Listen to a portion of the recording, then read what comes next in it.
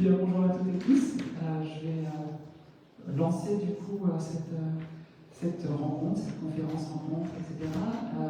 Je dis etc. parce que je crois qu'on n'a pas réellement de terme absolu pour expliquer ce qui va se passer ce soir. L'idée c'est que Colline qui est là va présenter son mémoire qu'elle a faite sur l'exhaustion gynécologique pour les personnes transmasculines, et puis on prendra un temps de discussion avec, si vous avez des questions, pas hésiter à les poser. On a mis un micro ici pour les questions, donc si vous avez des questions, ce qu'on vous propose c'est de faire les choses bien, si vous voulez faire la queue derrière le micro, de façon à ce que tout le monde puisse entendre comme il faut. Je vais me présenter déjà dans un premier temps. Je m'appelle Anaïs, je suis directrice de l'association Trans, et on est une association féministe d'autosupport trans pour les personnes qui ne connaissent pas, qui a été fondée à Paris en 2009 et qui est issue de la communauté transmasculine. C'est-à-dire qu'initialement, c'était que les personnes transmasculines qui étaient dans l'association. Depuis, elle s'est ouverte aux personnes transféminines, ce qui permet d'être la directrice aujourd'hui. Mais ce qui explique aussi qu'on a dans notre association un axe sur les personnes transmasculines qui est particulièrement fort et qui fait aussi que dans les publications que l'on a pu faire au niveau de l'association, vous pourrez trouver au fond là-bas ou vous avez aussi sur le site de l'association. La première qui a été faite, c'est Déclic et Déclac, une brochure de santé sexuelle pour les personnes transmasculines qui ont des rapports avec les hommes. Et donc on est complètement dans la logique aussi de ce que l'on peut avoir aujourd'hui, où dans cette brochure on vient aussi sur les nécessités quand il peut y avoir d'avoir un suivi gynécologique pour les personnes qui peuvent être concernées. De la même façon, on va retrouver dans la brochure Hormones et Parcours France ou dans d'autres documentations qu'on peut voir dans l'association. Je vais expliquer ça pour passer les slides très rapide. Et donc l'association est organisée autour de 4 pôles qui sont les pôles d'autosupport avec un maître d'autosupport et des groupes de parole, le pôle formation, où on est sans doute aujourd'hui une des associations, si c'est une association trans en France qui fait le plus de formation à l'accueil des personnes trans, l'action militante, le plaidoyer, il fait partie de plein d'entités diverses et variées pour faire avancer les droits des personnes trans et l'avantage d'être à Paris. Mais on participe aussi aux manifestations, en particulier hier, on est le 21 novembre, donc c'est important de se rappeler que hier c'était la journée du souvenir trans et on a malheureusement commémoré cette année la disparition sur les 12 derniers mois de 21 personnes dans les personnes que l'on connaît en France qui sont mortes, soit assassinées, soit par overdose, soit par suicide. Et encore une fois, on parle que les personnes que l'on connaît. Donc c'est une réalité en France quand on est personne trans d'avoir une mortalité sans doute plus élevée que le reste de la population. Et puis donc l'édition de brochure, avec les brochures que je vous ai présentées là, sur lesquelles on essaie d'avancer. En parallèle, vous allez faire un petit point sur le projet Forest. Alors le terme Forest, c'est fonction et représentation des sexualités transmasculines. Peut-être pour qu'on voit mieux, je vais défendre la lumière, vous voyez mieux comme ça. On va rester comme ça. Bon, on ne fait pas ça dedans, c'est tout, parce que ça peut s'entendre. Donc c'est une recherche de santé sexuelle sur la santé sexuelle des personnes transmasculines avec l'idée d'avoir une perspective croisée entre les professionnels de santé et les personnes concernées pour comprendre les enjeux de santé sexuelle des personnes transmasculines en France et puis proposer des recommandations diverses pour améliorer l'accès à la santé sexuelle des personnes transmasculines. Ça a été initié en 2021 par l'Université de Lyon 2 et l'association Trans, depuis l'Université de Lausanne aussi qui est dans la boucle. Et ça a été financé entre autres par l'AMRS et la DICRA. Et donc c'est ce petit logo Forest qui est le logo que vous allez avoir tout du long et qui est celui de cette recherche particulière. Et dans cette recherche, en fait, comme on est sur le regard croisé, il y a 2 groupes qui ont été étudiés. Il y a un groupe de professionnels médico-sociaux avec 13 personnes. Au total, ça fait 20 heures d'enregistrement, sachant qu'il y a eu des enregistrements individuels. Et puis, il y a eu des groupes aussi, dans lesquels l'information a pu, enfin, les personnes ont pu rebondir les unes avec les autres. Et ça concernait 7 médecins généralistes, 2 gynécologues, un endocrinologue, une sage-femme, une personne travailleuse sociale et une personne qui est psychologue. Vous verrez dans l'étude de Colline que toutes les personnes dans les professions médico-sociales n'ont pas forcément été prises en compte parce que justement il y a une concentration sur les 4 premières catégories de médecins qui sont plus directement concernées par la question de l'accès aux soins gynécologiques. Et puis il y a 45 personnes transmasculines sur 235 personnes volontaires, donc il y a eu un tirage au sort qui s'est fait, et le tirage au sort finalement a été assez représentatif de la diversité des personnes transmasculines. Au total, ça fait 95 heures d'enregistrement avec des entretiens qui ont eu lieu entre décembre 2021 et avril 2022. l'âge moyen 27 ans, 75% des personnes en dehors de l'Île-de-France, donc on voit bien que le tirage au sort finalement était assez intéressant pour avoir une certaine diversité aussi, avec 80% des personnes qui sont nées en France, et pas en France métropolitaine, 50% qui s'identifient comme étant en milieu de parcours et 75% qui sont au niveau supérieur bac. Donc ça c'est pour cet échantillon des personnes transmasculines. Tous ces enregistrements qui ont été faits, l'idée c'est que ça puisse servir de terreau pour plein d'études qui peuvent se développer autour de cette matière-là. Et donc ça se fait avec un certain nombre de personnes qui sont déjà dans le projet Forest. Il y a eu déjà des éléments qui ont été publiés sur la méthodologie du projet Forest et d'autres choses qui sont en train de sortir. Là on a listé quelques études ou mémoires qui sont soit en cours, soit déjà publiées. On a un premier sur l'accompagnement santé des personnes trans, les freins, leviers, perspectives des professionnels. Donc là, c'est les côtés des professionnels de santé et avec les recommandations qu'il peut y avoir. Encore une fois, je l'ai pas dit, les professionnels de santé en question ont été identifiés par l'association comme étant des personnes qui aujourd'hui prennent en charge des personnes trans. Ce qui donc fait de ces personnes-là des exceptions dans la règle des professionnels de santé aujourd'hui en France. Et on verra tout à l'heure qu'il y a des paradoxes qui sortent malgré tout avec ça. Ça, c'est un article scientifique sur cette première étude et qui il est en cours de cet article de relecture et donc il devrait apparaître dans une revue scientifique, donc avec relecture, vu qu'on est en phase de relecture. On va espérer peut-être début 2025. Il y a le mémoire de Colline sur l'accès aux soins gynécologiques qui va vous être présenté ce soir, et puis d'autres mémoires qui sont en cours sur des ressources communautaires en santé mentale, sur la question de l'analyse des trajectoires sur la satisfaction sexuelle avec une perspective critique et justement les ressources qui sont identifiées par les personnes transmasques dans ce sens, et puis en pendant de ce qui a été fait avec les professionnels de santé, une analyse et des recommandations des personnes transmasculines pour l'amélioration de l'accès à la santé et de la prise en charge, donc qui doit faire l'équilibre au final.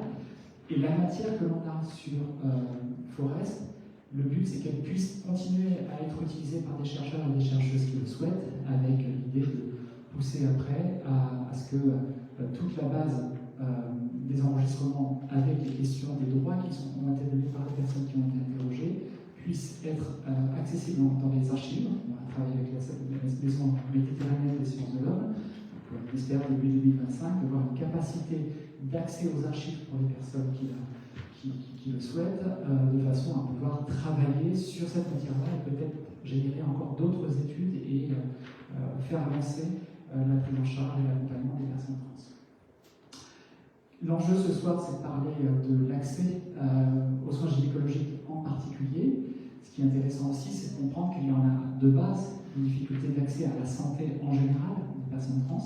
Et là, les chiffres que vous avez à l'écran sont des chiffres de l'Agence de l'Union européenne pour les droits fondamentaux, avec une étude qui est sortie en mai 2024, avec du coup les difficultés d'accès à la santé qui sont remontées par les personnes LGBTQIA+, et les personnes trans en particulier, en France. Et typiquement, en France, on a 50% des personnes non binaires, et 70% des personnes trans binaires, avec 69% pour les hommes trans, qui ont eu des difficultés d'accès à la santé d'une façon ou d'une autre, et les motifs de difficultés d'accès à la santé qu'on peut avoir sont aussi listés, avec en principal élément, et encore plus fortement sur les hommes trans, des sujets de curiosité, de commentaires, et puis par extension, on a des tests psy, des tests médicaux qui sont imposés, des traitements qui sont refusés, des besoins qui sont ignorés, la nécessité de changer de médecin, le fait d'éviter aussi d'accéder à la santé en général, et puis d'autres difficultés qui peuvent être d'autres ordres qu'on va retrouver dans le chapeau général de difficultés globales d'accès à la santé. Et donc c'est dans ce contexte-là qu'on va parler ce soir plus spécifiquement de l'accès aux soins gynécologiques pour les personnes transmasculines. Et donc je laisse Colline faire la suite, et puis à l'issue de cette présentation de Colline, on prendra le temps de questions-réponses ensemble, et puis je ferai peut-être, après ton intervention, un petit point sur la perspective que ça peut ouvrir pour nous en tant qu'association de personnes concernées. Merci à vous. Merci beaucoup. Merci à toutes et tous d'être là. Bonjour. Je m'appelle Colline. Comme on a dit avant, je vais présenter mon étude sur l'accès aux soins gynécologiques pour les personnes transmasculines. Je vais me présenter en quelques mots. Donc, déjà, je suis une femme cisgenre. J'ai 25 ans. Je suis originaire de Suisse et je vis à Lausanne. depuis toujours. Et depuis juin, je suis fraîchement diplômée en psychologie clinique. Et du coup, j'ai aussi fini mon mémoire à ce moment-là. Donc mon intérêt pour le sujet, il découle à la base de mon engagement féministe, politique féministe, et également aussi d'expériences antérieures de recherche.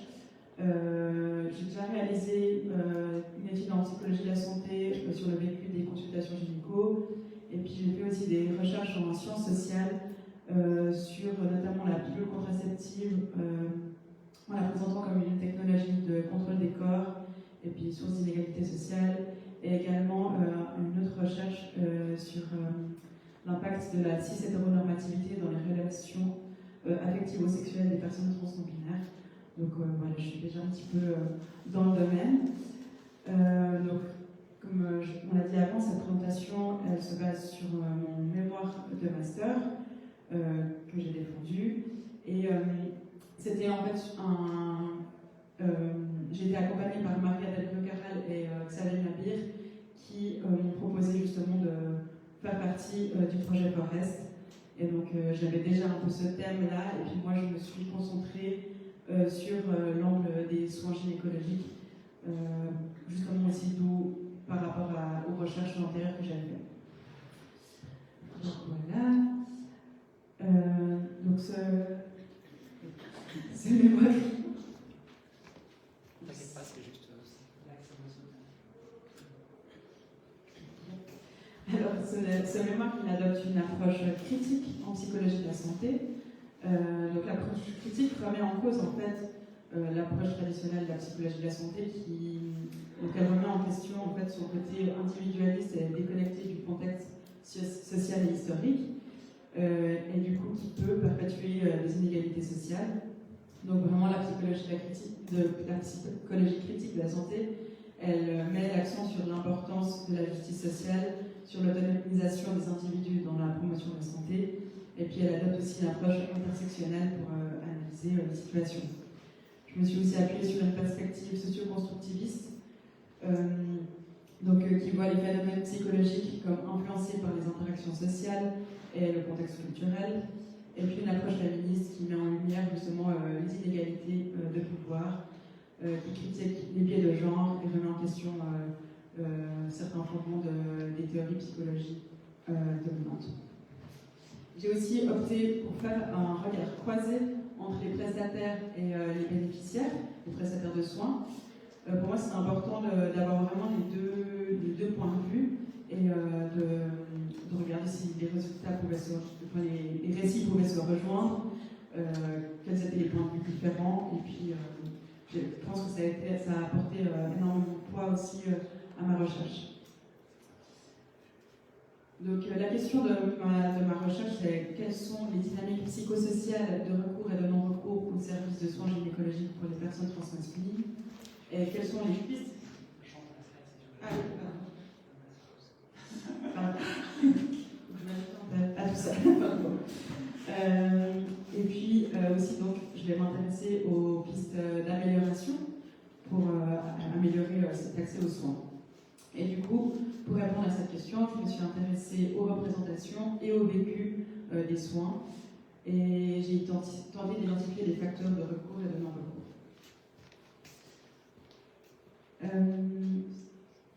Voilà, pour un peu de contexte aussi, on a déjà vu pas mal avant, mais du coup,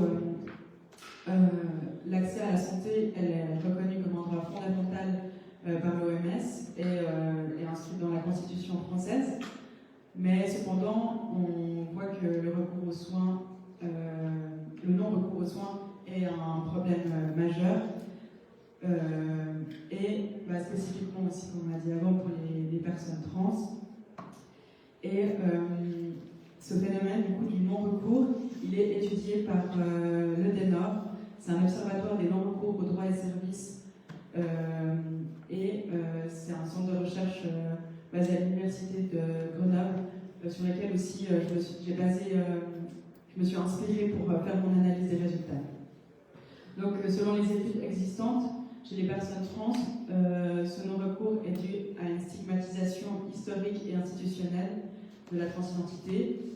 Elle est souvent perçue comme une psychopathologie et notamment la transphobie et le manque de formation des soignants rendent les consultations inconfortables, voire inenvisageables.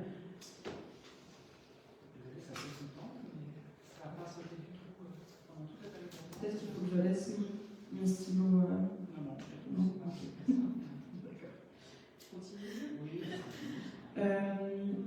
Du coup, les études médicales, elles évoquent également le fait que la consultation gynécologique peut provoquer un grand inconfort.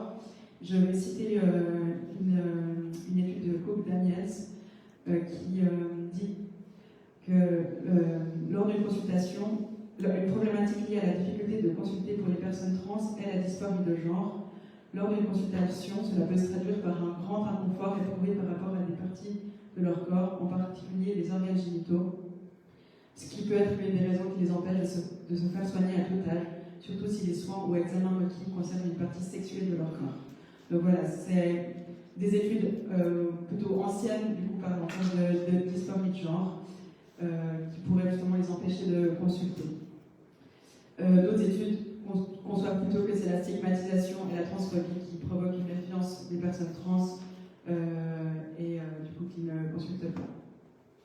Et du coup, moi, j'ai trouvé intéressant parce que dans toutes les études que j'ai lues et analysées, il y en avait peu qui étaient sur le non-recours aux soins chez les personnes trans, le non-recours aux soins gynécologiques.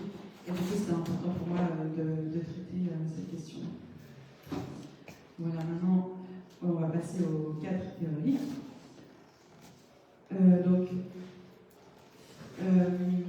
Comme je l'ai dit avant, l'approche socio-constructiviste, elle s'intéresse à la manière dont les individus donnent sens à leur expérience.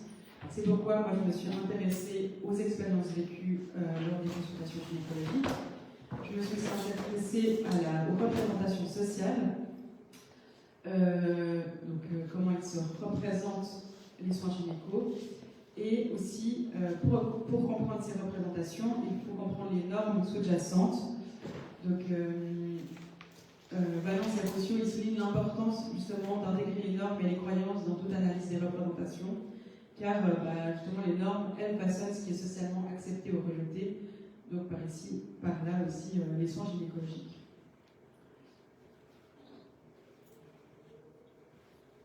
Pour comprendre aussi ces défis et puis justement identifier des solutions pour réduire les inégalités,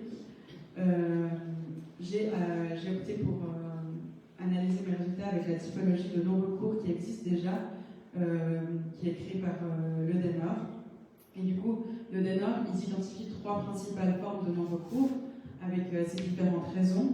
Donc il y a la non-connaissance, la personne n'a pas d'information sur l'existence de la prestation sociale ou sur le soin ou sur l'accès à ce service, donc ne va pas consulter. Il y a la non-demande, par choix, avec des valeurs personnelles qui ne vont pas dans le sens de la prestation sociale ou par contrainte pour des raisons par exemple financières. Et puis la troisième forme, c'est la non-réception. Donc là, c'est pas la personne, mais c'est que la personne ne reçoit pas la prestation sociale ou seulement partiellement. Et ça, c'est justement dû par exemple à des discriminations du personnel soignant.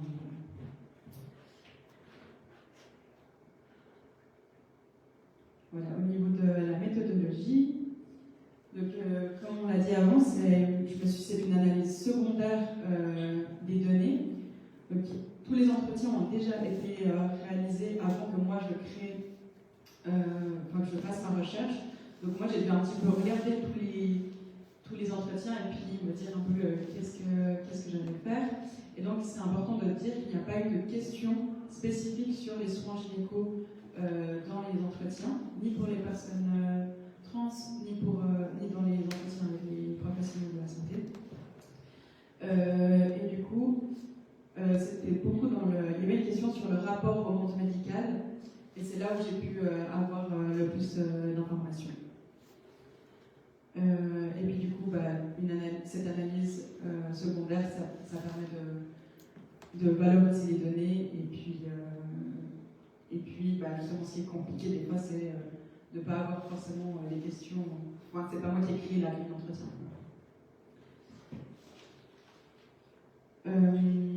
Donc, pour cette recherche, comme je l'ai dit, on a dit avant, j'ai sélectionné les entretiens avec 5 médecins généralistes, 4 gynécologues et une sage-femme. Donc, c'était, j'ai choisi ça parce que c'était les prestataires qui parlaient des soins gynécologiques. Et puis, sinon, j'ai utilisé l'ensemble de l'échantillon existant pour les personnes transmasculines. J'ai décidé de plutôt utiliser le terme de prestataire de soins à la place de professionnel de la santé, parce que pour moi, c'était plus inclusif. Ça englobait une variété d'actrices qui fournissent des soins et aussi, pour moi, ça invite à une vision non hiérarchisée dans la relation soignant-soigné. Et voilà, ça m'invite plus à avoir un rapport vertical, un rapport justement d'échange plutôt qu'un rapport vertical. Et c'est important aussi de dire pour la suite que tous les entretiens donc, ont été anonymisés et du coup, ce sont des pseudos que je vais lire ce soir. Voilà, on va passer maintenant à la partie résultat. Je pense que c'est la partie la plus importante. Donc, je vais commencer par justement les représentations qu'ils ont vis-à-vis des soins gynécologiques. Donc, on a 3 formes un petit peu de représentation. Il y a certains qui la voient comme une nécessité à consulter de manière régulière. Donc, Titouan, par exemple, il dit c'est hyper important, il va falloir que je le fasse, il va falloir que je me fasse un peu violence là-dessus. D'autres voient la consultation gynéco plutôt comme une aide, si elles en ont besoin. Loïc dit faut voir une gynéco pour qu'elle prescrive la pilule et tout, et donc il fallait que je consulte une gynéco. Et encore un petit nombre, par contre, ne voit pas de besoin de consulter. Ivan qui dit maintenant j'ai plus de problème, j'ai plus de col de l'utérus. Il reste un seul ovaire pour que les hormones puissent continuer de fonctionner, pour pas que je me retrouve sans hormones, mais sinon je n'ai pas besoin d'y aller. Et j'ai aussi analysé comment les personnes transmasculines se représentent les gynécologues. Donc les prestataires de soins gynécologiques qui sont souvent perçus comme ayant une vision cis-hétéronormée de leurs patientes transmasculines, comme ayant des pratiques transphobes, sexistes, et qui sont peu formés. Donc pas très positif, on va dire. Et j'ai aussi analysé, donc, comme je l'ai dit avant, le vécu des personnes transmasculines. Certaines personnes transmasculines, elles relatent avoir subi des violences physiques lors des consultations gynéco, où leur consentement n'était pas respecté et leur douleur négligée. Ils relatent aussi des propos violents et transphobes, comme Stan qui témoigne. Ça mérite d'être dit ce qu'elle m'a dit, que ça ressemblait à un vagin de petite fille. C'est transphobe parce qu'il y a mes genrages, c'est infantilisant. Malgré tout, il y a des expériences positives aussi, notamment avec les sages-femmes proposant des soins adaptés. Donc Max, par exemple, il relate avec enthousiasme des consultations qu'il a eues avec une sage-femme. Il dit elle est géniale, elle est vraiment très à l'écoute sur plein de choses, même sur des questions bien spécifiques liées aux hormones, comme l'atrophie, la sécheresse vaginale, elle fait vraiment attention.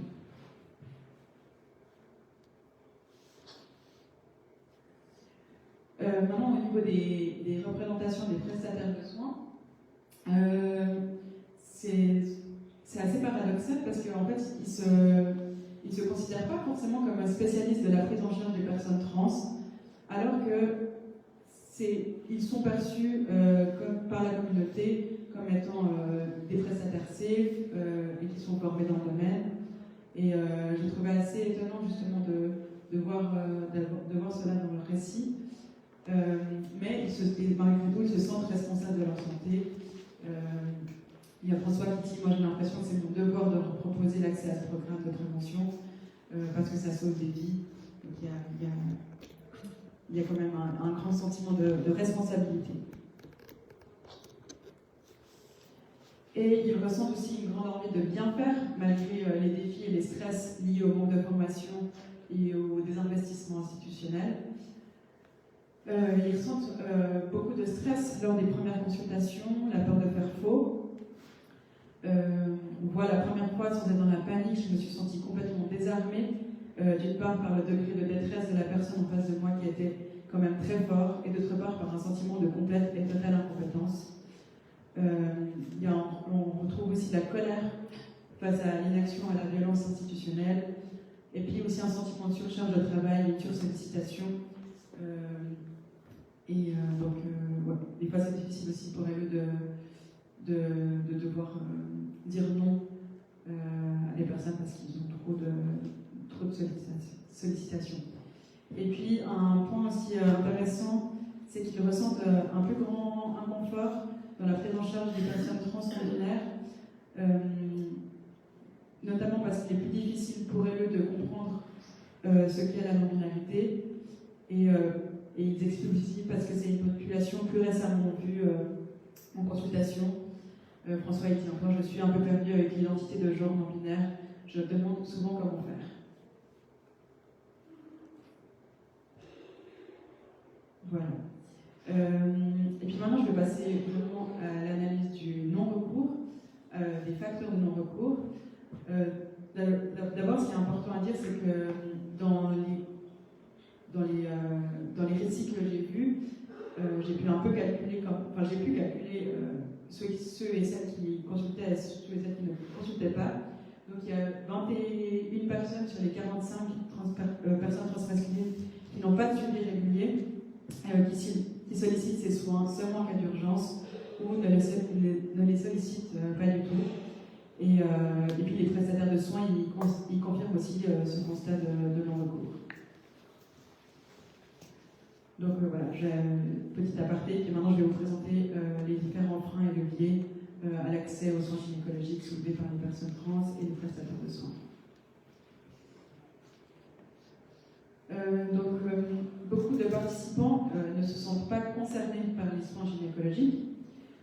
Certains, comme Alexandre, pensent que sans relation avec des personnes ayant un pénis, ils ne risquent pas d'IST. Il relate, il dit, j'ai dû intérioriser un truc de c'est le sperme qui transmet les maladies. Les prestataires de soins, ils remarquent aussi ce manque de perception du risque chez les personnes transmasculines ayant des relations avec des personnes adultes.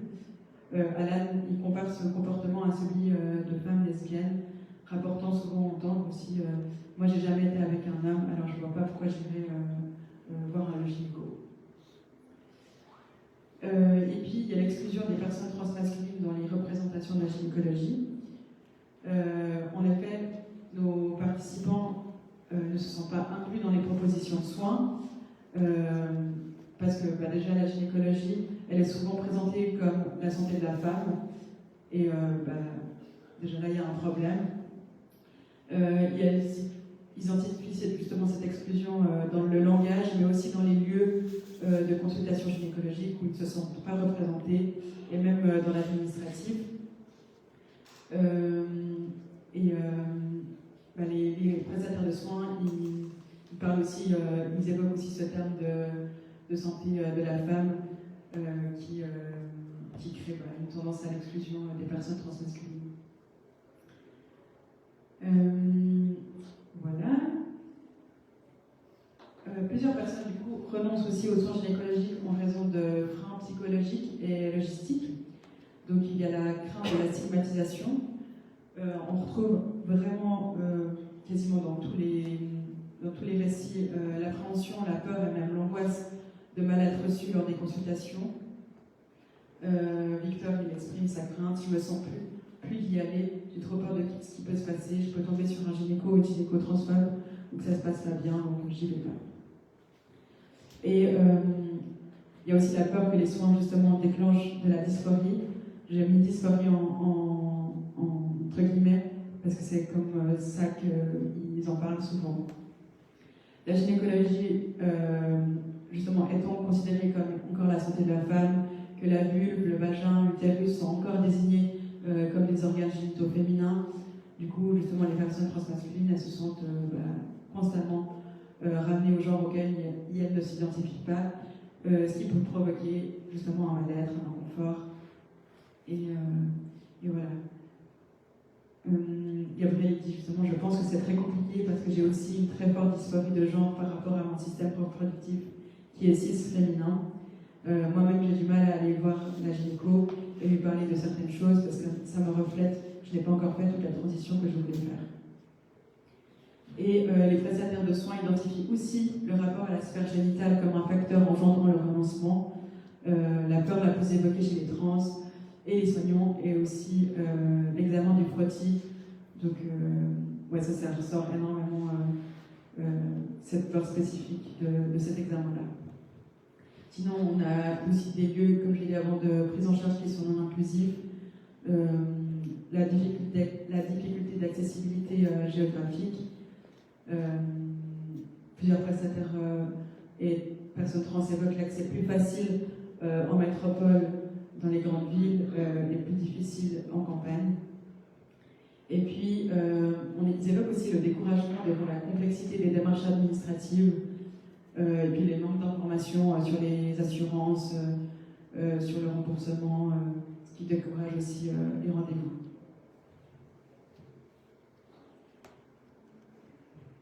Ensuite, il y a le non-recours par choix. J'ai retrouvé aussi du coup que certaines personnes trans trouvent des alternatives à la consultation chez un spécialiste, un ou une spécialiste, comme justement se conseiller entre proches ou encore consulter des forums. Et puis l'autre facteur, c'est les valeurs personnelles. Il y a aussi un refus d'adhérer aux principes et les valeurs de l'offre de soins, et avec justement des valeurs féministes par exemple, où Gwendel, par exemple, critique la surmédicalisation en gynécologie et le contrôle exercé sur le corps des patients pour les gynécologues. Ensuite, oui, encore, il y a le non-recours par non-réception. Beaucoup de personnes racontent qu'elles ont été rejetées pour des soins gynécologiques en raison de leur identité de genre. Et de même, les prestataires de soins relatent aussi des situations, c'est déjà des situations qu'ils ont déjà entendues.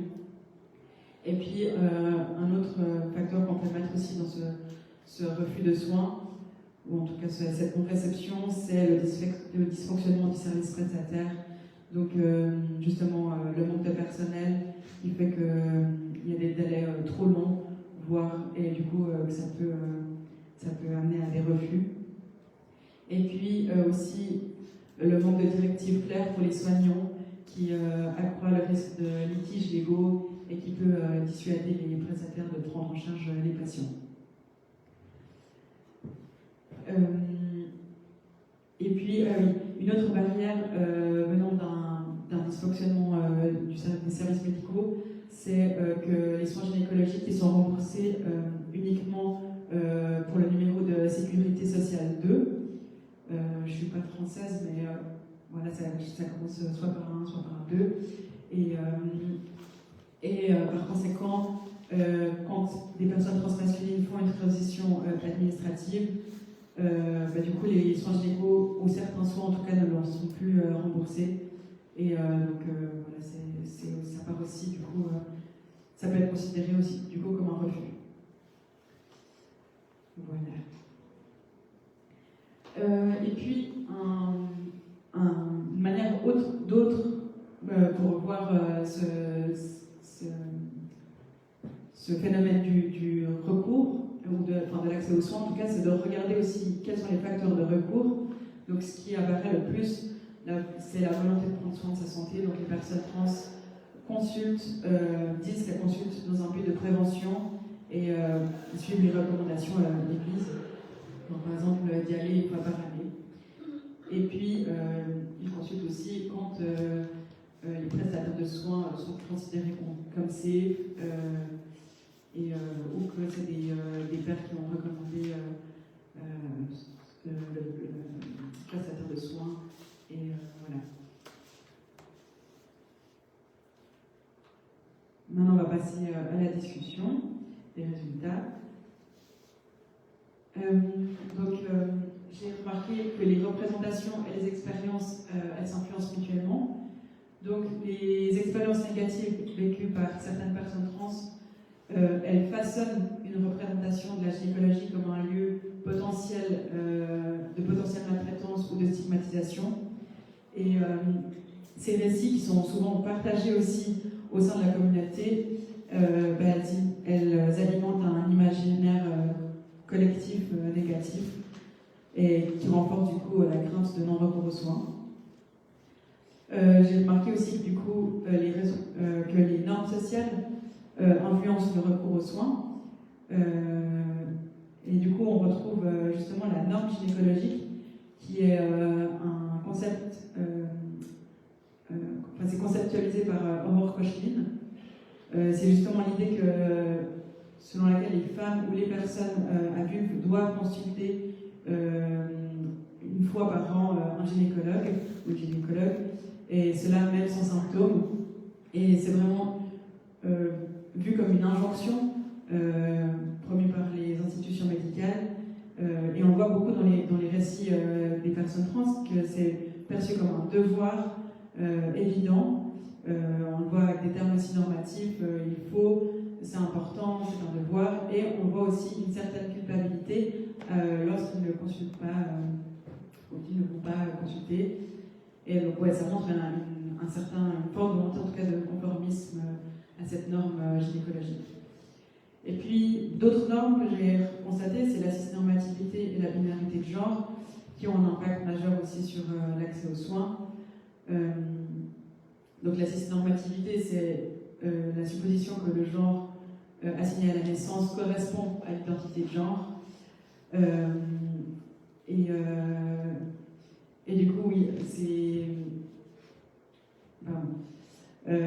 et du coup, en raison justement, tous ces préjugés et ces stéréotypes cisnormatifs, ils peuvent justement amener à des attitudes inappropriées, comme l'utilisation incorrecte des pronoms ou non, et créer un environnement hostile. Donc voilà au niveau des normes.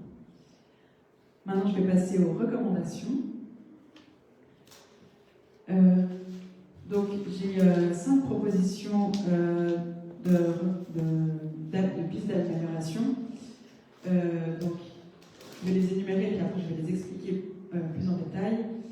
Donc, il y a la représentation et la visibilisation, la formation des prestataires, le partage communautaire avec les prestataires, la lutte contre la difficulté d'accès et la lutte contre la non-réception de soins. Voilà, c'est les titres, je vais aller plus en détail maintenant. Donc, au niveau de la représentation et de la visibilisation,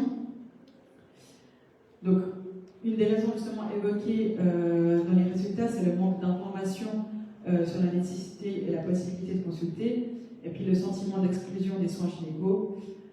Donc, pour moi, un truc qui est vraiment très important, c'est de visibiliser et de représenter les personnes transmasculines pour qu'elles se sentent accueillies et concernées par ces soins.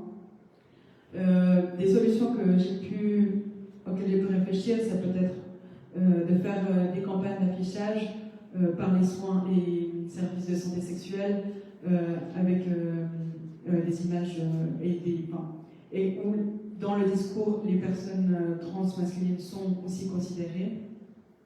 Il serait intéressant aussi que les cabinets médicaux utilisent des représentations visuelles des personnes trans, en proposant même par exemple des brochures publicitaires inclusives sur les produits hygiéniques ou des contraceptifs non genrés.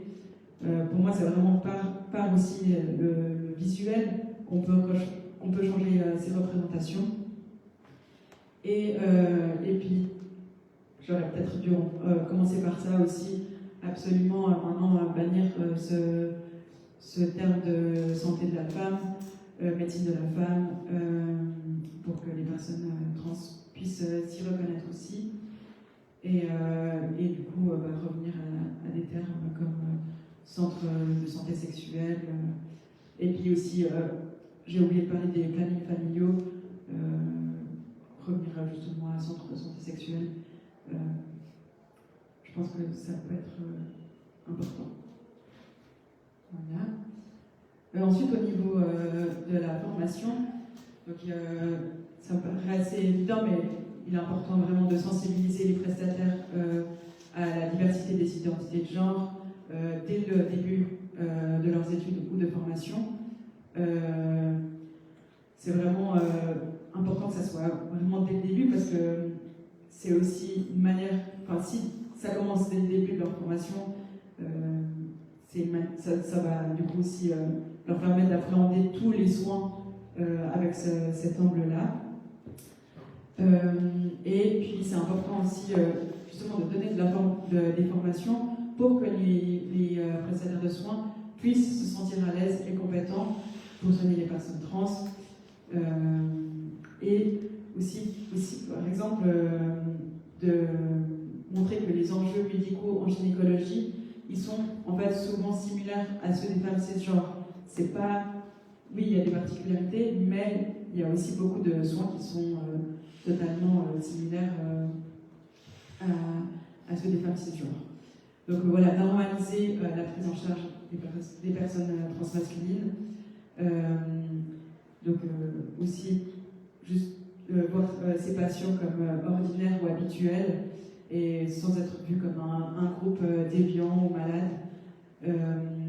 Parce que l'étiquette aussi de cas spéciaux peut mener à une pathologisation qui justifie à tort le refus de soins par certains prestataires sous prétexte de manque de compétences.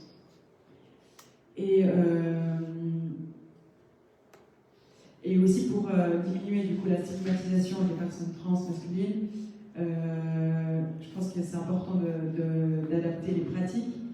Donc tout d'abord aussi d'amener une anamnèse inclusive au niveau du genre et de l'orientation sexuelle, de proposer des examens moins invasifs pour éviter de déclencher justement un mal-être, et une solution auquel ils ont fait beaucoup part dans les récits, c'est par exemple de passer par le ventre au lieu du vagin pour les échographies, et même de proposer à la personne de le faire par elle-même, d'utiliser un langage non genré et de masculiniser les termes. Par exemple, utiliser torse au lieu de sein ou diplyte à la place de vulve ou de clitoris.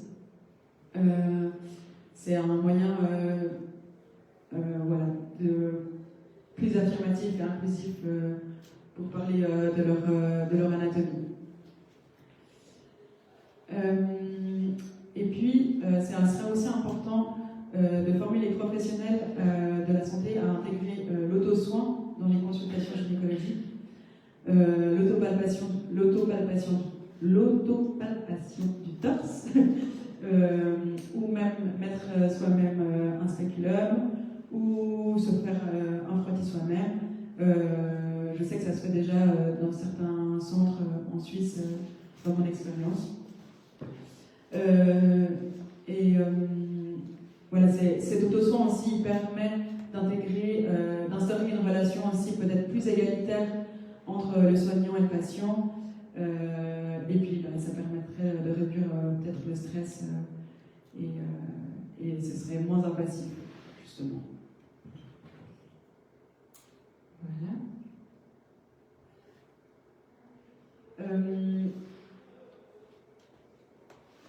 Donc pour lutter aussi contre la crainte de stigmatisation, ça serait intéressant de proposer des cercles de parole entre personnes concernées afin d'échanger au niveau des peurs, mais aussi des bonnes expériences liées aux soins gynécologiques, donc vraiment aussi changer cette image négative qu'il y a des soins gynécologiques. Et pour ça, c'est important que tout le monde puisse échanger, aussi échanger avec des prestataires de soins pour pouvoir que les prestataires de soins puissent peut-être rassurer leurs patients et juste voilà, se faire une idée parce que des fois, ils n'osent même pas aller voir ce que c'est parce qu'ils ont déjà entendu trop de récits négatifs, et ce qui est tout à fait compréhensible. Et puis, voilà, On peut appeler ça de l'autogynécologie.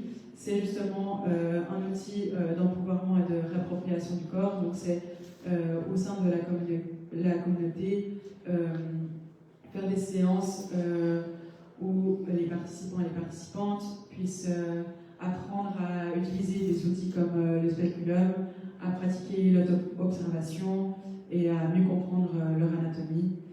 Et du coup, ces pratiques, elles permettent de se familiariser avec leur corps en dehors des cadres médicaux et donc voilà, peut-être se réapproprier un petit peu tout ce domaine-là.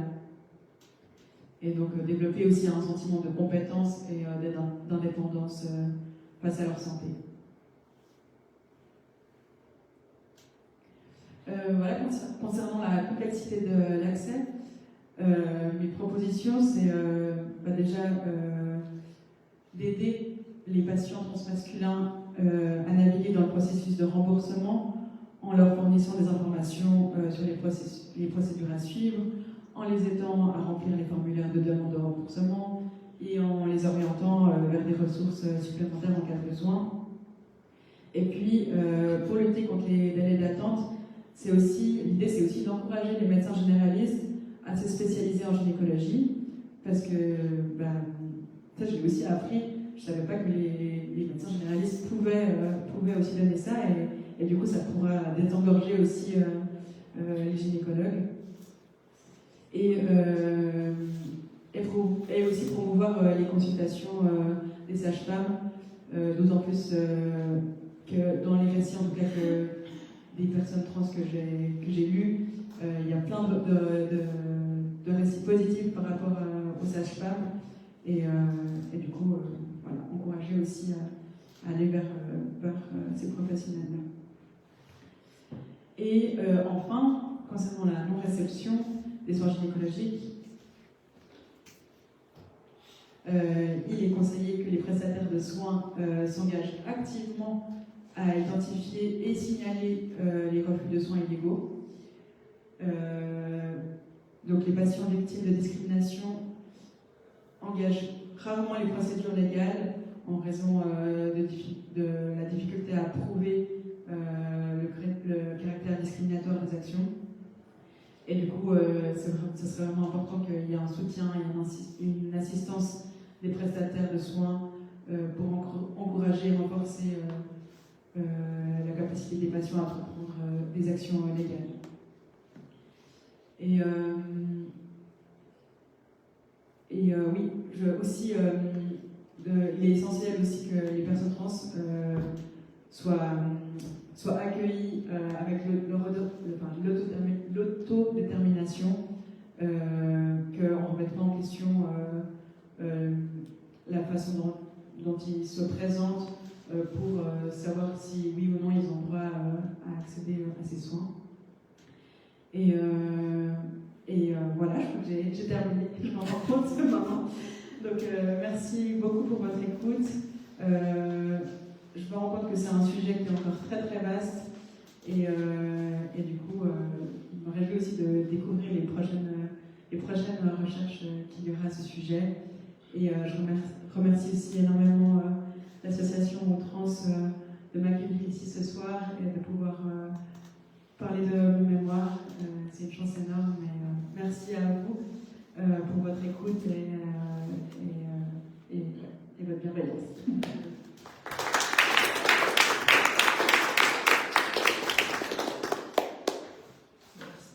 Si je mets pas le son, ça va pas le faire. Je crois que ça doit être celui-ci. C'est ça. Merci beaucoup, Colline.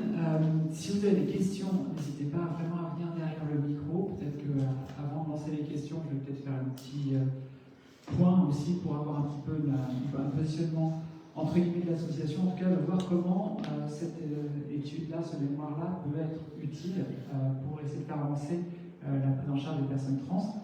Ce qui est assez intéressant à voir, c'est que comme c'est la mémoire qui se base sur ce que disent les personnes, avec et la parole des personnes concernées et la parole des prestataires de santé, on a un axe qui est comment on se démerde pour faire en sorte que ça puisse avancer, et il n'y a pas forcément une dimension que charge à nous de de saisir sur comment faire en sorte aussi que les pouvoirs publics s'en saisissent et que les choses puissent avancer dans ce sens-là. Donc il y a une retranscription de ces recommandations et de ces difficultés d'accès aux soins qu'il faut aussi réfléchir sur comment faire en sorte que tous les médecins puissent réellement prendre en charge.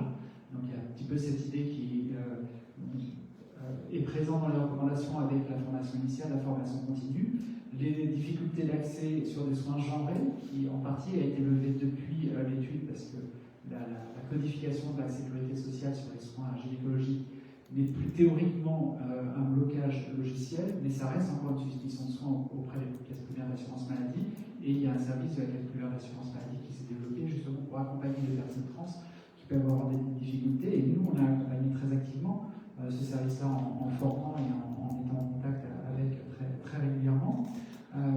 Mais c'est pas normal qu'on soit obligé d'avoir un service spécifique parce qu'on est considéré en suspicion de fraude, alors que c'est juste des soins sur lesquels les personnes concernées doivent pouvoir accéder beaucoup plus facilement. Il y a aussi des actions qui ont été menées sur la visibilité. Je vais prendre en anti-sèche un petit peu dans l'ordre des éléments que tu as pu apporter, avec des campagnes qui ont été lancées par le planning familial. Et là, c'est aussi un enjeu sur le terme du planning familial, parce qu'il y a d'un côté les plannings familiaux qui maintenant sont plutôt des termes justement de centres de santé sexuelle, et l'association du planning familial qui est très identifiée, et en particulier dans certaines régions, comme étant un lieu ressource essentiel, parce que c'est le seul endroit où on peut avoir des personnes qui font la prescription d'hormones pour les personnes trans et qui peuvent avoir un accueil bienveillant pour les personnes trans, avec les fameuses affiches du planning familial qui ont été faites et qui donnent de la visibilité sur les personnes trans dans toute leur diversité, et en particulier, mais pas seulement, parce qu'il y a d'autres affiches, les autres ont fait moins polémiques, sur le fait que les personnes transmasculines peuvent être enceintes, et il n'y a pas d'enjeu par rapport à ça, et tant mieux. Et donc c'est pour ça que c'est intéressant d'avoir aussi cette visibilité qu'on essaie nous de donner à notre petit niveau avec les documentations qu'on fait et les formations qu'on peut faire, mais on est malheureusement on n'a pas la caisse de résonance qu'on aimerait bien pouvoir avoir par ailleurs. Il y a l'enjeu de formation, on en a parlé, et puis la question de l'alternative et de l'autonomie qu'il peut y avoir sur les personnes. Moi, je rajouterais peut-être une autre dimension, mais je laisserai les personnes concernées en parler plus facilement, mais qu'on retrouve dans les groupes de parole, de la difficulté aussi pour les personnes à un certain moment de leur transition ou de façon plus générale à pouvoir avoir rapport avec leur appareil génital quel qu'il soit, y compris dans leur propre intimité. Et donc avec la difficulté de faire des auto-soins, et parfois le recours à une tierce personne est un moyen justement de mettre de la distance sur ces aspects-là. Donc il faut toujours faire attention dans toutes les dispositions de, je dirais, faire de généralité, mais donner la possibilité à chacune et à chacune de trouver des solutions qui puissent leur correspondre. L'idée de faire des groupes d'échange entre des patients et des patientes et des prestataires, on a parlé entre des personnes trans et des professionnels de santé qui prennent en charge les personnes trans, peut être un temps aussi intéressant, qui peut se faire dans le cadre en marge de nos groupes de parole. C'est sans doute un élément dont on se saisira issu de cette réflexion et de ce mémoire.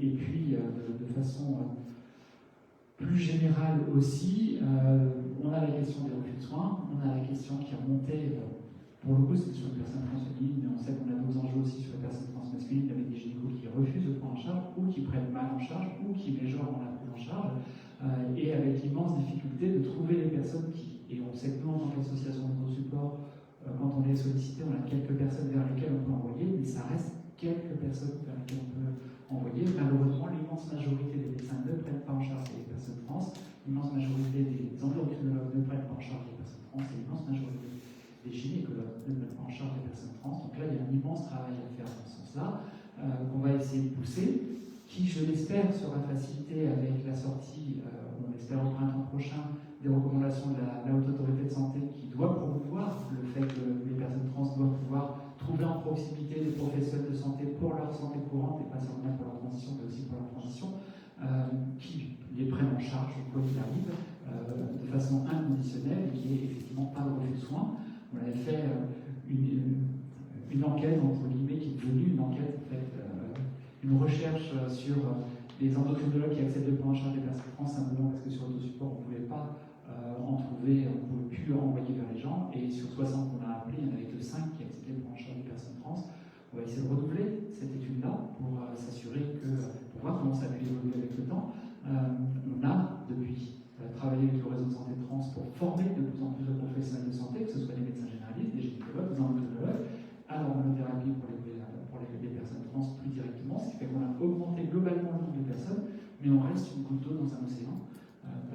c'est rien, si on prend sur Paris, la région parisienne, il y a 10 000 médecins généralistes, on n'a pas les embauches, les spécialistes gynéco qu'on pourrait avoir, et sur les 10 000 médecins généralistes, même après les formations, on a une trentaine de personnes qui acceptent de prendre en charge, et encore dans la trentaine, il y a au moins la moitié qui sont surchargées, qui sont des personnes rares. Donc il y avait toutes les difficultés d'accès, de trouver des médecins à proximité, d'éloignement des soins, d'automédication, de rejet par rapport à l'automédication et tous ces enjeux-là. Et on espère que la réorganisation de la prise en charge des personnes trans qui pourra être issue des recommandations de la Haute Autorité de Santé permettra justement d'avancer dans ce sens-là et de faire en sorte qu'on puisse avoir un cadre, parce qu'aujourd'hui la facilité c'est de dire moi je ne sais pas, je n'ai pas été formé, je ne connais rien et il n'y a pas de cadre dans lequel je peux avancer. Donc les quelques médecins qui nous prennent en charge le font et c'est des choses qu'on retrouve assez largement dans l'étude qui est en cours sur la prise en charge par les professionnels de santé qui prennent aujourd'hui en charge positivement et qui disent mais en fait on prend en charge mais on saute un peu dans le vide parce qu'on n'a pas d'environnement qui nous sécurise dans nos pratiques. Quand on va faire une prescription, on a toujours le risque de se faire attaquer. Quand on va prendre en charge une personne, on n'a pas de cadre, même médical, qui va nous sécuriser un tant soit peu pour savoir ce qu'on peut faire, ce qu'on ne peut pas faire, est-ce qu'on ne peut pas être connerie. Et donc, il y a forcément du doute qui existe. Ce doute-là est inférieur au service rendu positif pour ces quelques professionnels de santé qui prennent en charge.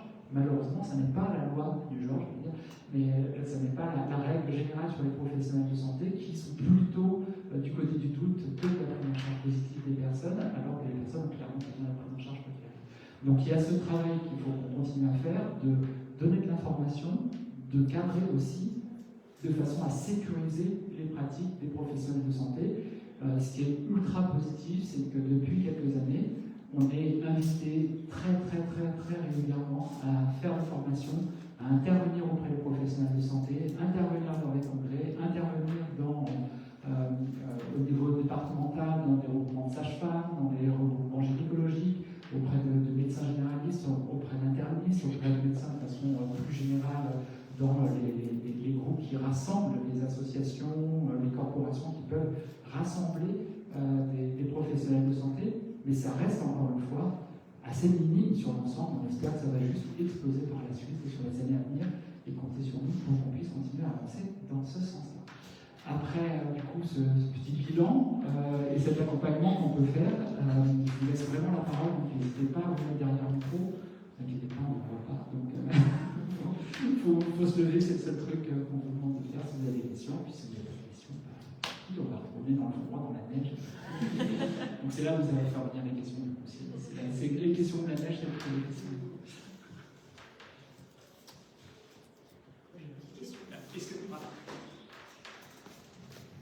Bonsoir, merci beaucoup pour le travail.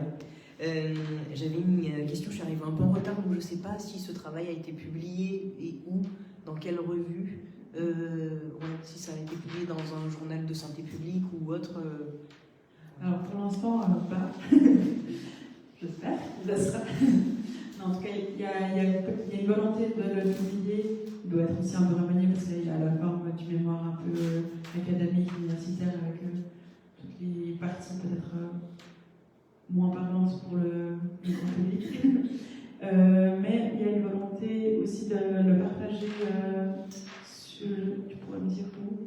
En fait, l'idée, c'est que tout le travail qui peut être fait du côté de Forest, ça fait partie du guide de l'association avec ces études-là. Toutes les études qui sont issues de Forest doivent pouvoir être accessibles à tout le monde pour que ça puisse servir justement à la communauté sans que ce soit que dans des revues payantes, que dans des éléments payants, etc. Donc, quoi qu'il arrive, nous, on en fera écho sur le site de l'association et on mettra soit en hébergeant directement les documents, soit en faisant des liens vers des endroits où ils sont accessibles pour que toutes les études Forest puissent être accessibles au grand public dès lors qu'elles sont publiées d'une façon ou d'une autre. Et le PowerPoint aussi. Et le PowerPoint, alors voilà, ça on va essayer de le faire dans la semaine, on va essayer début de semaine prochaine, de mettre en ligne, quoi qu'il arrive, le PowerPoint, et puis le mémoire que tu peux avoir dans une version qu'on peut avoir maintenant, et peut-être dans une version après plus grand public par la suite, mais en tout cas le but c'est que ça soit rendu le plus accessible possible à un maximum de personnes.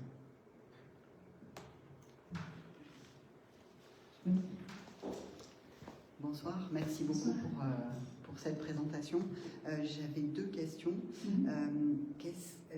Qu'en est-il des violences gynécologiques telles que perçue par les femmes cis, et est-ce qu'il y a certains recoupements ou ressorts communs qui peuvent exister? Et ma deuxième question, c'est est-ce qu'il y a des similitudes, mais c'est peut-être hors champ, avec d'autres cas de refus de soins gynécologiques que le refus aux personnes transmasculines, je pense, je sais pas, aux personnes racisées, aux personnes grosses, voilà, ou d'autres cas comme ça, sur lesquels il y aurait là aussi des ressorts communs. Merci. Merci pour vos questions. Alors pour la première question, oui, justement avec ma première étude que j'ai fait plus largement avec principalement des femmes cis qui partageaient leur expérience et leur vécu, effectivement on retrouve énormément de points communs, justement dans la demande du consentement qui est négligé, dans le fait que c'est aussi des fois difficile pour tout le monde, c'est difficile de se mettre sur une table et de faire ses examens gynécologiques. Alors on voit effectivement moins de refus de soins, mais par contre aussi l'anamnèse qui n'est jamais inclusive aussi au niveau de l'orientation sexuelle, ou jamais, moins, peu, et aussi des propositions de contraception qui sont très souvent pareilles, qui est justement la pilule contraceptive, donc peu de choix dans les différents contraceptifs. Et puis c'est vrai que dans cette étude, on a peu parlé d'intersectionnalité au final. Moi, j'ai peu fait de. Enfin, il y avait si je me souviens pas de personnes racisées. Faudrait que en tout cas, c'était pas un point qui est sorti aussi dans les récits et les résultats. Mais évidemment, on sait que dans l'étude aussi que j'ai fait sur la pilule contraceptive et puis les inégalités sociales, on sait que les personnes racisées ont souvent il y a des... Comment dire, je sais qu'il y a des discriminations par rapport à la contraception et c'est vraiment aussi un enjeu à prendre en compte là-dedans. Et les personnes grosses aussi sont aussi discriminées dans ce domaine-là aussi, rien que dans les chaises dans lesquelles il y a peut s'asseoir, voilà, effectivement. Mais en tout cas, j'en ai pas parlé dans ce mémoire-là.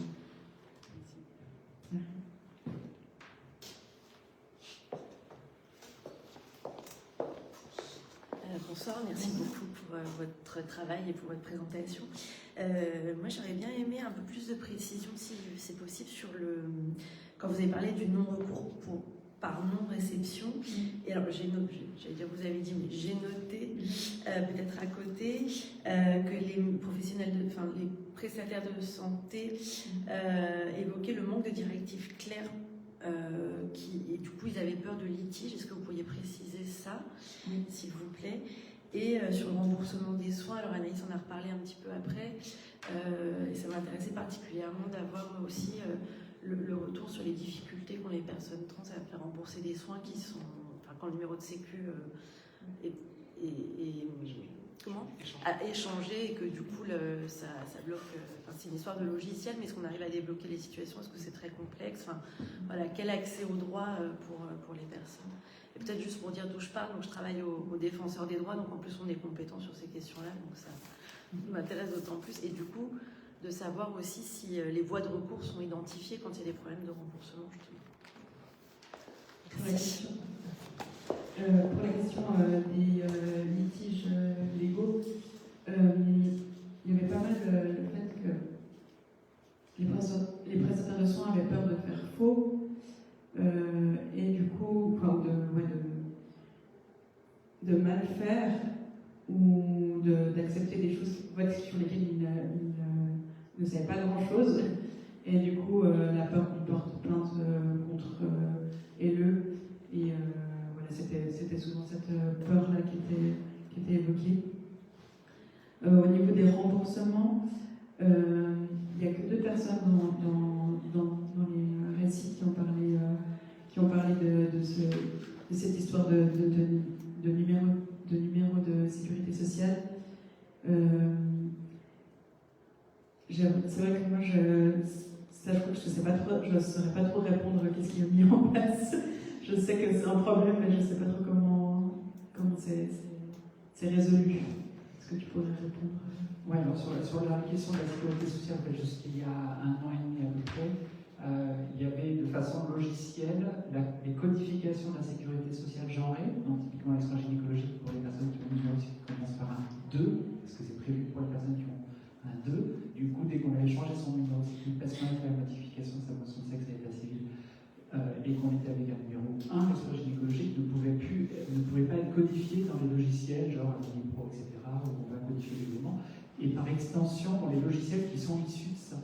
Typiquement, dans certains hôpitaux ou cabinets, ils ont des logiciels internes, et dans ces logiciels internes, c'est fait par rapport à la nomenclature de la caisse primaire d'assurance maladie, de dire, voilà, c'est tel axe et tel numéro dans la nomenclature de la caisse primaire d'assurance maladie, qui signifie telle prise en charge, tel niveau de remboursement, etc.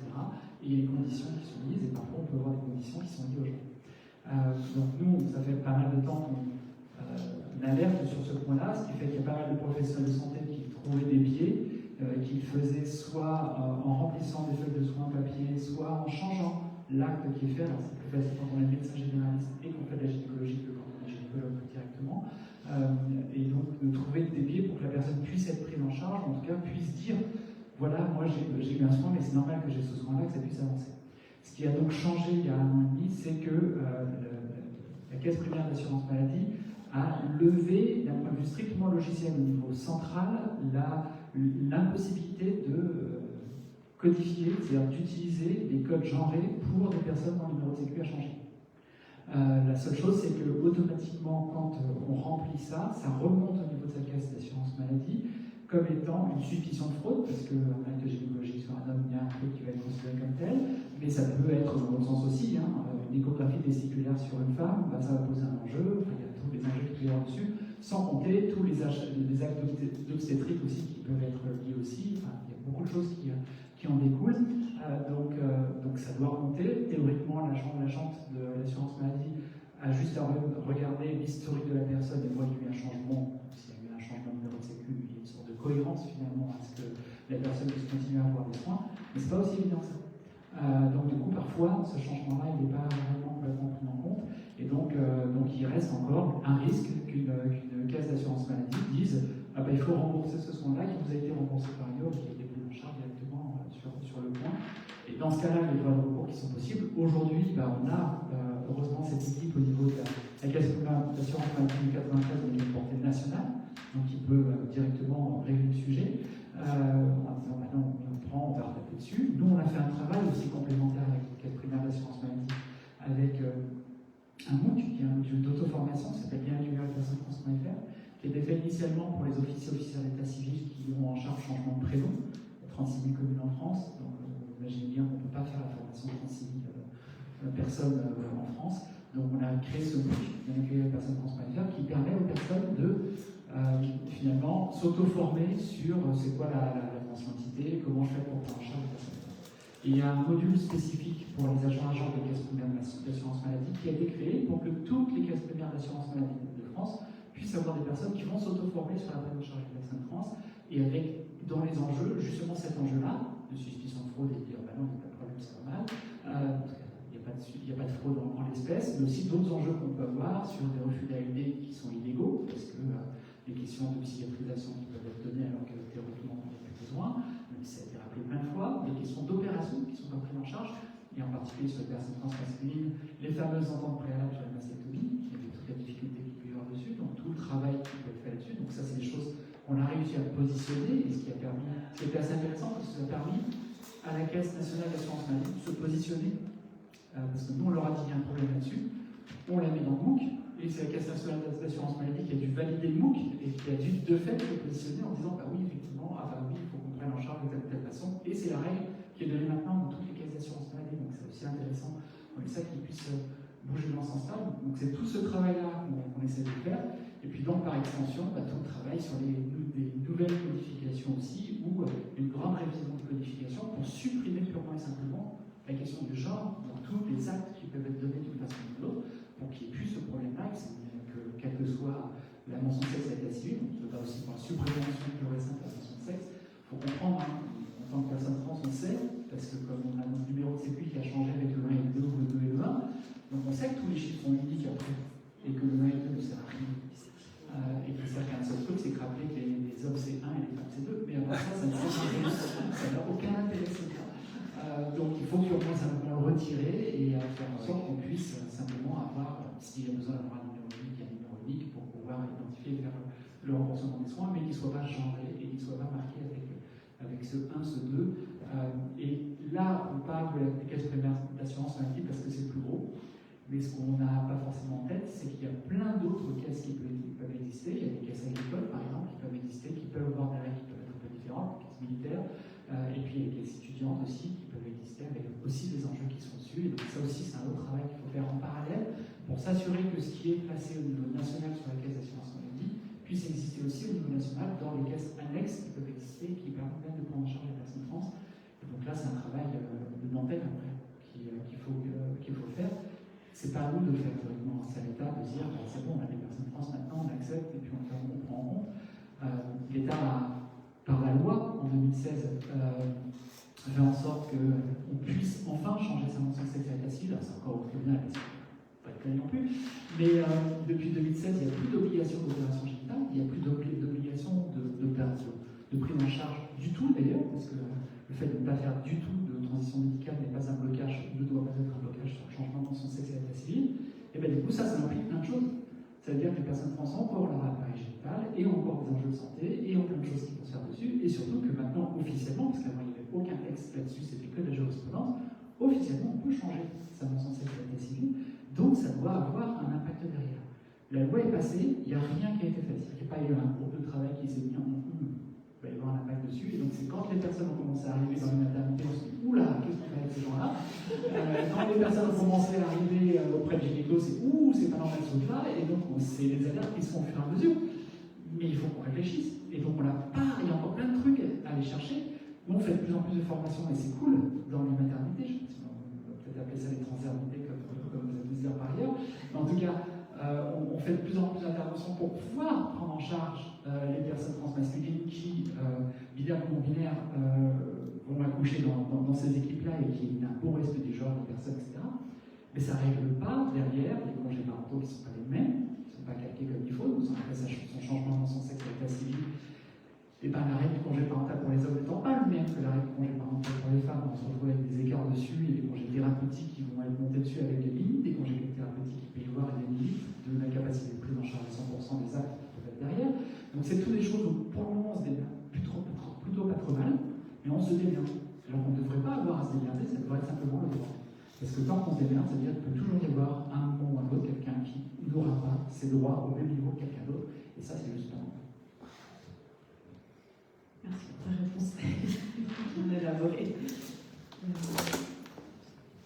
J'avais juste une petite question par rapport à quand il y avait des commentaires de prestataires de soins qui se sentaient justement pas assez préparés ou pas assez formés.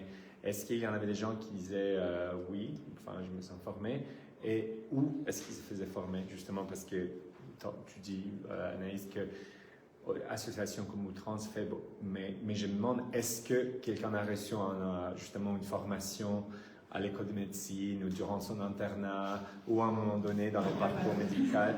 Oui, non. Mais pas en France. Mais pas. Ok.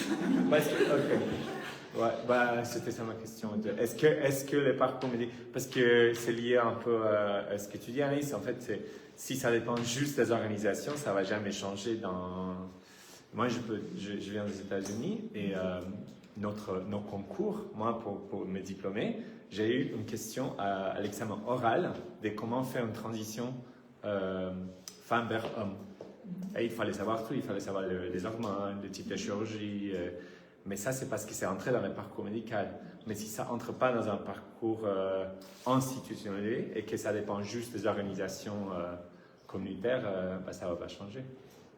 Oui, en tout cas, à ma connaissance, dans les cursus de formation pour les médecins, en tout cas, il n'y a pas. Peut-être dans le cursus des sages-femmes. Et en Suisse non plus. Non. Non. Sur le point, je n'hésite pas à venir tout le monde prêter. C'est juste pour rebondir parce que en fait je suis sage-femme. Je travaille à la Transcendentité des Lilas et au Checkpoint à Paris. Donc je m'occupe aussi des personnes trans et en fait je voulais poser après la même question, c'est globalement il n'y a pas, enfin moi je suis diplômée depuis 5 ans, j'ai eu aucune formation initiale, vraiment zéro, c'est-à-dire que même je pense que j'ai des collègues à l'époque qui LGBT ils savaient pas ce que c'était, enfin on est vraiment sur le niveau Radé Pâquerette et je sais pas si, enfin du coup moi donc je travaille à la maternité des Lilas depuis 5 ans, j'ai été formée par Haute-Trans, j'ai été formée par Accept ST aussi, on a eu des formations et malgré ça c'est encore compliqué pour certaines personnes dans les équipes parce qu'en fait on est formé déjà c'est au volontariat, c'est-à-dire que c'est les personnes il n'y a rien d'obligatoire. Faut savoir que dans les parcours en formation initiale par exemple, moi les études de sage-femme, il y avait une option pour le handicap, c'est-à-dire que c'est une option, voilà, parce que les gens handicapés c'est ton option, ce qui paraît, oui, c'est lunaire, mais du coup, je ne sais pas si effectivement vous commencez, enfin c'est une question pour Anaïs, plutôt vous commencez à avoir accès aux formations initiales, parce que les formations continues, c'est hyper important aussi, mais faut aller avant, quoi, je pense. Il faut aller quand ils sont Ouais, petits. il faut largement aller avant et il faut aussi avoir la formation continue. Oui, je pense que c'est pas de la formation continue, on fait de la formation nous, en tant qu'association, mais c'est pas identifié comme étant de la formation continue. Dans laquelle la formation continue qui est obligatoire, tous les médecins sont censés, tous les professionnels de santé sont censés régulièrement faire de la formation. Il y a une agence nationale du DPD, qui s'occupe de ce genre de choses, et qui a retiré les transidentités des possibilités de formation aujourd'hui. Donc aujourd'hui, on ne peut plus faire de formation continue des médecins, dans le cadre de la formation continue des médecins, sur les enjeux de transidentité. Alors la raison qui peut s'expliquer, mais si on n'avait pas de retard, ça serait pas dramatique, le problème c'est qu'on a un retard d'éléments là-dessus, c'est que comme il y a la Haute Autorité de Santé qui est en train de travailler sur les recommandations, il faudra former une fois que les recommandations seront sorties, plutôt qu'avant que les recommandations sortent. Ça s'entend, mais si on n'avait pas le retard qu'on a, toute année en plus, c'est une année vraiment très compliquée. Donc le travail qui peut être fait par le réseau de santé de France, ça reste très volontaire, et c'est vraiment pris en charge par les personnes qui acceptent de le prendre en charge pour se former dessus, pour monter en compétences. Là où on a des pistes sur lesquelles on avance, je reviens un peu dessus, mais parce que c'est essentiel, la Haute Autorité de Santé, dans ses recommandations, si elles continuent telles qu'elles sont prévues, il y aura l'obligation, ou la nécessité en tout cas absolue, de former les personnes, parce qu'il y aura marqué dans les recommandations que la santé des personnes trans doit être prise en charge en proximité. Ce qui est déjà quelque chose que la Haute Autorité de Santé a déjà dit. Il y a déjà des recommandations de la Haute Autorité de Santé sur le genre, de façon très générale, qui insiste sur le fait que la santé des personnes trans n'est pas une affaire de spécialistes et doit être prise en charge en proximité. Donc c'est déjà des choses qui existent. Mais il n'y a pas de formation. Donc c'est la deuxième couche dessus. Dans la formation initiale, il y a une piste qui est vachement intéressante. Je vous donnerai les limites après. Qui est que la délégation interministérielle de lutte contre le racisme, l'antisémitisme et l'anti-LGBT a fait un plan de lutte contre l'LGBT-phobie, qui est le plan qui suit en 2020-2023. Là, il y a un 2023-2026 dans lequel on est. Il a été présenté en juillet 2023, qui n'a toujours pas eu, ça commence à être une des limites de réunion de suivi. Donc on ne sait pas ce qui se passe. Et ça fait 1 an et demi qu'il est présenté et on ne sait toujours pas ce qui est avancé dessus. Dans ce plan-là, il y avait un chapitre complet sur la transidentité qui a disparu complètement entre 2020, 2023 et 2026. Il n'y a pas un point sur la santé spécifique des personnes trans, mais il y a un point qui concerne le ministère de l'Enseignement supérieur et qui est sur l'inclusion dans les études des professions de santé, toutes les professions de santé, des enjeux de lutte contre l'LGBT-phobie. Donc on n'est pas encore à la santé des personnes LGBT, mais on est au moins à la lutte contre l'LGBT-phobie. C'est déjà une première étape. Et nous, avec SOS Homophobie et l'autre CERF, on fait partie des 3 associations LGBTQIA+, qui sont partenaires du ministère de l'Enseignement supérieur et de la Recherche, Dans ce partenariat, il y a entre autres la participation à un groupe de travail pour justement élaborer ce que ça signifie d'inclure la lutte contre l'LGBT-phobie dans les formations des pros de santé. D'ailleurs, entre parenthèses, pourquoi il n'y a que les pros de santé qui luttent contre l'LGBT-phobie, sous-entendu, toutes les autres formations sont là, mais les pros de santé, peut-être pas connu là-dessus. Donc c'est pour ça qu'on va utiliser ça pour inverser ça et pour dire, bah non, c'est une formation à la santé des personnes LGBTQIA+, avec les enjeux qu'il peut y avoir, des enjeux LGBT, et puis nos enjeux trans, les enjeux intersexes aussi, parce qu'il y a le même sujet sur les questions d'intersexuation, il n'y a pas de formation initiale non plus, il y a tous ces sujets-là avec des pratiques juste déviantes qui sont encore faites sur les personnes intersexes. Donc en fait, il y a tous ces enjeux-là de pouvoir inclure ça, sans doute avec les recommandations qui serviront de base pour sécuriser ça.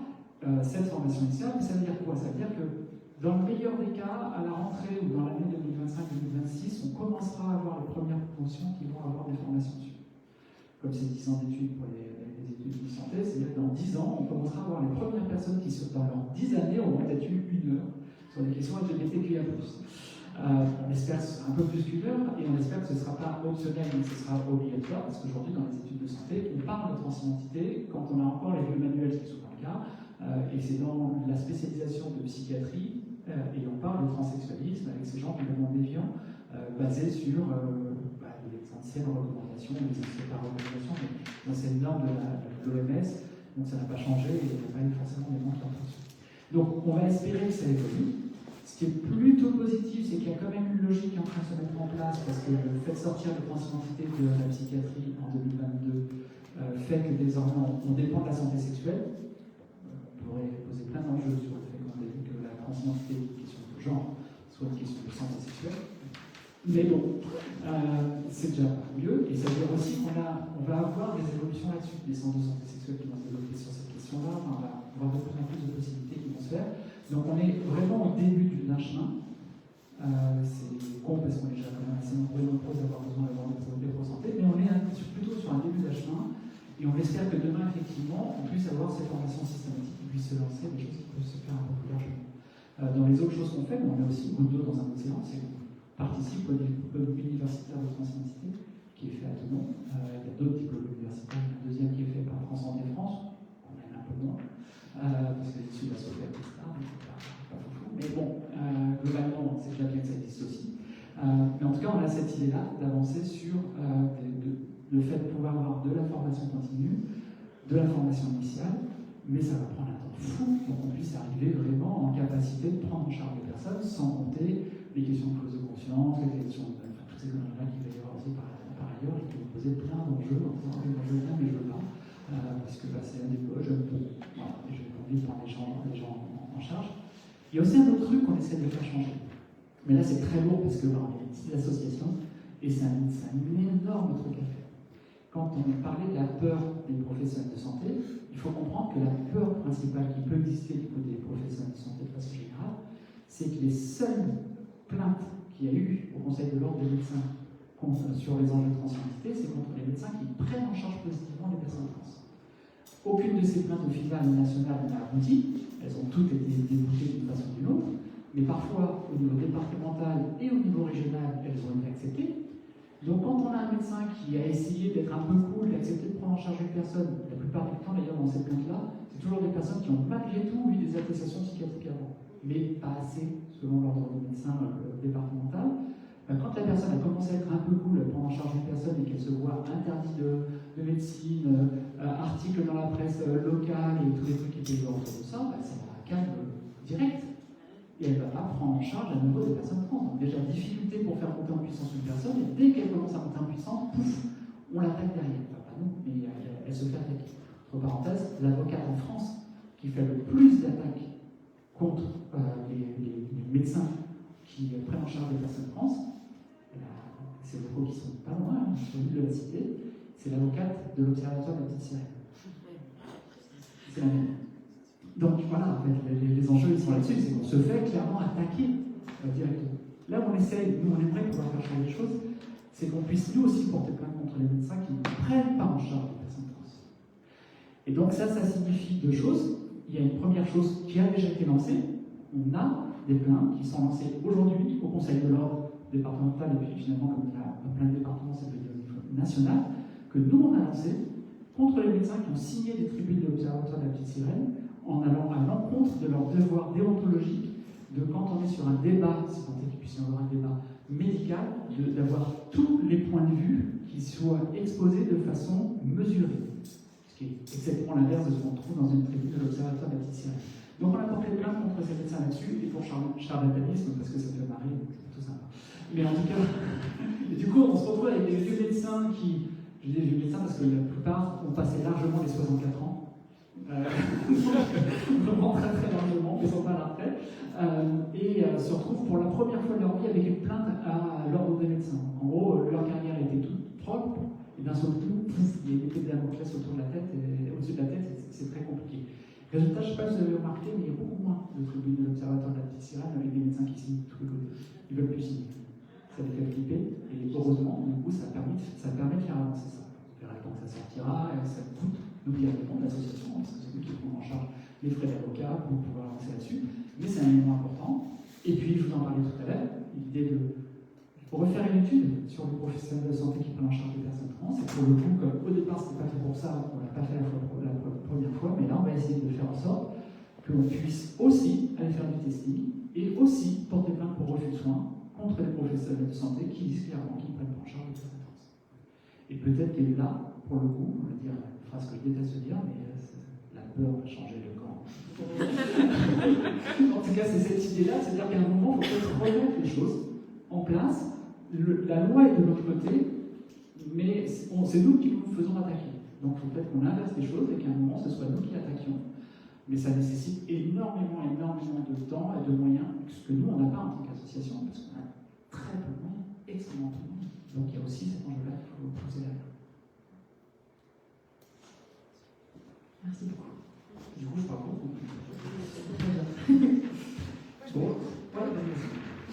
Bonjour, moi je suis interne en médecine générale, enfin je viens de commencer mon internat, et on est avec des petits copains du syndicat des internes de médecine générale d'Île-de-France, et on voulait justement venir pour pouvoir avoir des accès pour des informations sûrement pour les internes de médecine générale notamment, mais c'est vrai que pour faire écho, dans nos bouquins qu'on potasse pendant 6 ans pour le concours, il n'y a aucune spécificité sur les soins des personnes transsexuelles, ni dans le bouquin d'endocrino, ni suite gynéco, il n'y a absolument rien du tout. J'ai jamais vu, moi je viens pas d'Île-de-France, donc je pense que c'est différent en Île-de-France, mais j'ai jamais vu, je suis passée 2 fois dans des services d'endocrinologie, il n'y a jamais, je posais toujours la question, ah non, nous c'est pas ici, on ne sait pas faire, on ne sait pas machin, donc c'est vrai que si en plus il y aurait une obligation légale, qu'il y ait des recommandations qui sortent, c'est vrai que je pense que ça va, j'espère, aider pour changer les bouquins, etc. Mais ouais, il n'y a vraiment rien du tout. Donc nous on est intéressés pour former des internes déjà qui ne sont pas encore docteurs, ce sera déjà ça. Mais merci pour le travail, c'était très intéressant. Et voilà, c'est tout ce que je veux dire. Merci, il ne faut pas hésiter de nous faire venir. Je crois qu'on a déjà un contact sur le fait de pouvoir intervenir pour faire de la formation, justement, au sein de vos associations. Et en fait, du partenariat qu'on a avec le ministère de l'Enseignement supérieur et de la Recherche, on peut faire des formations qui sont prises en charge par le ministère. C'est des choses assez intéressantes à pousser. Il ne faut vraiment pas hésiter à nous inviter pour qu'on puisse continuer à intervenir. C'est vrai que ça fait souvent rire dans les formations quand je parle du chiffre des 5 endocrinologues, parce que la réponse qui nous est donnée, c'est je connais rien, normalement, ce qui est un peu con. C'est bien le fait, c'est un enjeu. Qu'est-ce que tu fais de ta vie?